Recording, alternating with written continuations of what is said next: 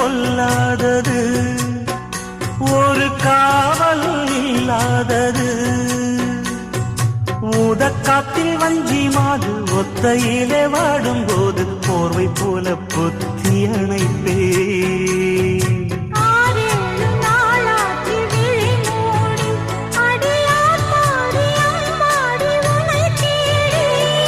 நீதானே மானே என் இளஞ்சோடி, உனை நீங்காது என்றும் என் உயிர் நாடி.